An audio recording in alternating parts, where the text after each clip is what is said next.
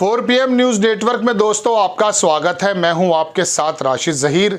एक मिसाल आपने सुनी होगी कि आसमान से टपके खजूर में अटके। जयंत चौधरी इस बात को नहीं जानते थे कि जहां मैं जा रहा हूं 2 दिन बाद ही आसमानी मुसीबतें आ जाएंगी, और ना ही ये बात पंजाब के जो सुखबीर सिंह बादल हैं वो जानते थे। दोनों ने ही एनडीए में जाने का फैसला किया। एक तो विधिवत चले गए, दूसरे का जाने का मूड था, लेकिन किसान सड़क पर आ गए। अब हैरत ये हो रही है कि ये लोग जाएं तो कहाँ जाएं, क्योंकि जिनके बिहाफ पर किसान पंजाब के हैं, किसान उत्तर प्रदेश के हैं, किसान राजस्थान के, हरियाणा के नुक्कड़ के हैं, ये तमाम लोग ही इनका वोट बैंक हैं। अब उनको नाराज़ करके अगर एनडीए में यानी कि मोदी जी के पास चले जाते हैं तो अब ये बताइए कि इनको मिलेगा क्या। अपनी अपनी सीटों पर लड़ाई चल रही है। जयंत चौधरी उम्मीद ये कर रहे थे दोस्तों कि जब संभल में प्रधानमंत्री जी आएंगे तो उनका विधिवत सम्मान पूर्वक एंट्री एनडीए में होगी। ना तो प्रधानमंत्री जी मिले, और अब पेच ये फंस गया है दोस्तों कि उनको सीट कहाँ की मिले। क्या वो कमलनाथ तो नहीं बन गए? कमलनाथ समझ रहे हैं भाई, मध्य प्रदेश में एक ही सीट निकला करती थी कमलनाथ की, छिंदवाड़ा, जहाँ से उनके बेटे हैं। अब वो आने के बावजूद भी दरवाजे पर खड़े हैं, क्योंकि भारतीय जनता पार्टी के पास इंटरनल रिपोर्ट्स ये हैं कि उनके बेटे छिंदवाड़ा की सीट हार रहे हैं, भारतीय जनता पार्टी जीत लेगी। ऐसे ही जयंत चौधरी मुजफ्फरनगर से लड़े, जहां पर ऑलरेडी संजीव बालियान हैं, जो उनके पिताश्री को हरा करके मुजफ्फरनगर की लोकसभा सीट जीती थी, या फिर बागपत में लड़े, वो खुद हार गए थे। तो कौन सी ऐसी सीट है दोस्तों जहां से जयंत चौधरी अपना दावा पेश कर सकें? और अभी तक उन्होंने मांगा भी कुछ नहीं है, और मांगे तो किससे मांगे? अमित शाह को क्या दरवाज़ा खटखटाया जाएगा कि साहब बहुत ज़माना हो गया आए हुए, अब कहाँ जाएं? तेरे दर से उठा तो किधर जाऊंगा, मैं कदा छोड़ दूंगा तो मर जाऊंगा। तो जयंत चौधरी क्या कमलनाथ बन गए? चलिए, सुखबीर सिंह बादल के बारे में तो ये कहा जा सकता है कि अभी वो विधिवत रूप से एनडीए में आए ही नहीं थे। अब आए नहीं थे तो रुक जाएंगे कुछ देर, या फिर अकेले लड़ देंगे। लेकिन जयंत चौधरी कहाँ जाएं? वहाँ उनके विधायक ऑलरेडी वहाँ पर विद्रोह जैसी स्थिति है। जयंत चौधरी अपनी सफाइयाँ देते देते पेश कर गए हैं। अखिलेश यादव का इनडायरेक्ट वे में मैसेज चला गया है कि जो रूठे हैं वो आ जाएंगे, नहीं तो उनके प्रतिद्वंदी आ जाएंगे। तो कहने का मतलब दर्शकों ये है कि भारतीय जनता पार्टी यानी कि एनडीए में जयंत चौधरी आ तो गए, लेकिन ना तो प्रधानमंत्री जी से मिले। कहा यही जा रहा था कि प्रधानमंत्री जी उनको विधिवत सम्मान पूर्वक उनको एनडीए में लेंगे, लेकिन वो तो संभल आए, चले भी गए। जयंत चौधरी को किसी ने नहीं पूछा। अब पेच ये फंस रहा है दोस्तों, जानकार लोग ये कह रहे हैं कि जयंत चौधरी के लिए क्या एक सीट भी नहीं है? ऐसा हो सकता है, चूंकि भारतीय जनता पार्टी जब ऑलरेडी वहां पर सीटें जीत चुकी है, उनके विनिंग कैंडिडेट केंद्रीय मंत्रालय संभाले हुए हैं। अब बताइए कि वो सीटें छोड़ें तो कैसे छोड़ें? उनसे ये कहा जा सकता है कि साहब रायबरेली चले जाओ। भाई अमेठी तो स्मृति ईरानी ने जीत ली थी, आप रायबरेली चले जाओ, या फिर कन्नौज में, सैफई में कहीं चले जाओ। अब मजबूरी है कि वहाँ जाट नहीं है, और जाट अगर होते भी तो मुजफ्फरनगर में इन्हीं जाटों ने अजीत सिंह को हरा दिया था, इन्हीं जाटों ने बागपत में इनको हरा दिया था, इन्हीं जाटों ने इनके पिता को बागपत में सोमपाल शास्त्री के समय हरा दिया था।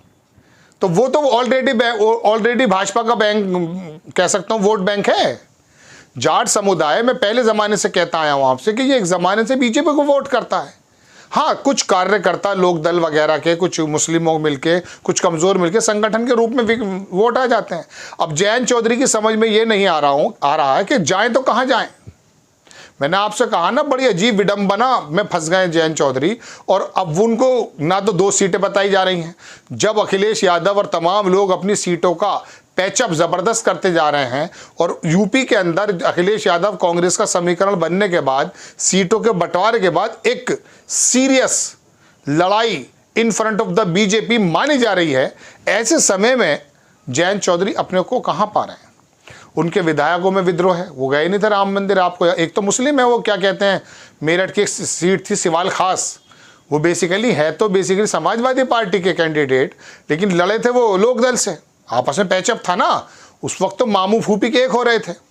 अब बात यह है कि अपने अपने मुफाद को देखते हुए जयंत चौधरी अगर एनडीए में आ गए कि साहब राज्यसभा मिल जाएगी और कुछ एक दो सीटें मिल जाएंगी और केंद्र में भी पद मिल जाएगा, तमाम चीज़ें हैं। लेकिन अब उनको लड़ने के लिए सीटें तो है ही नहीं। उनके कार्यकर्ताओं में विद्रोह बताया जाता है, उनके विधायकों में विद्रोह बताया जाता है, तो कहाँ जाएं।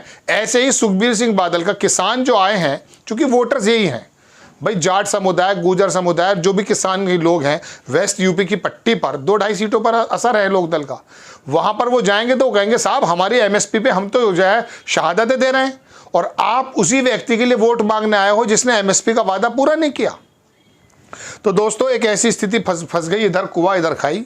लेकिन एक बात मैं आपको बताऊं, जो कुआं जो है अखिलेश यादव का, ये बेहतर है, वो ले सकते हैं। चूंकि लोकसभा का जो समय है, चुनाव का जो समय होता है ना, तो नीतीश कुमार को भी बिल्कुल करीबी मान लिया जाता है। नीतीश कुमार की चवन्नी 5 रुपये में चल रही है वहाँ पर, तो जाहिर सी बात है लोकसभा है, अखिलेश यादव हो सकता मान जाए, कांग्रेस हो सकता मान जाए, चूँकि वक्ती तौर पर अपना हित साधना है हर किसी को।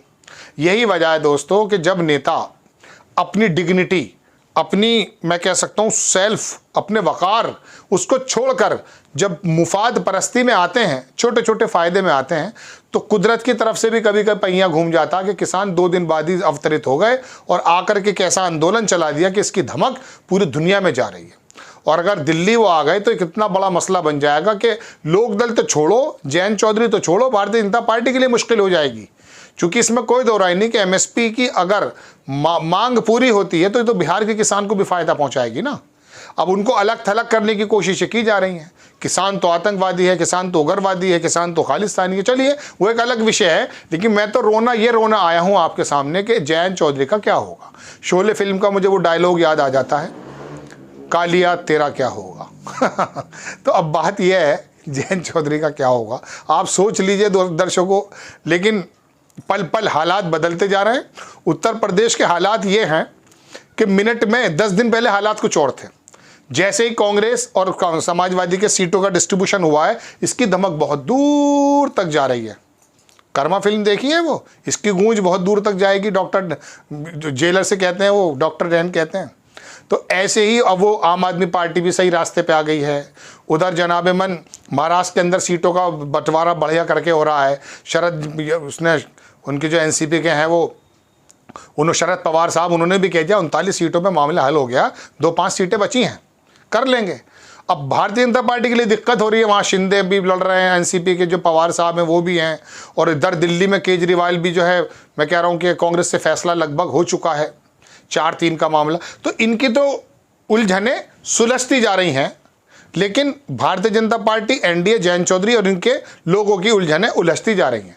एक शेर याद आ जाता है जब उलझनों की बात आई, वक्त मिला तो सुलझा दूंगा तेरी जुल्फ़ें, वक्त मिला तो सुलझा दूंगा तेरी जुल्फ़ें, अभी तो उलझा हुआ हूँ अपनी उलझनें सुलझाने में। तो अभी तो उलझे में अपनी उलझनें सुलझाने में।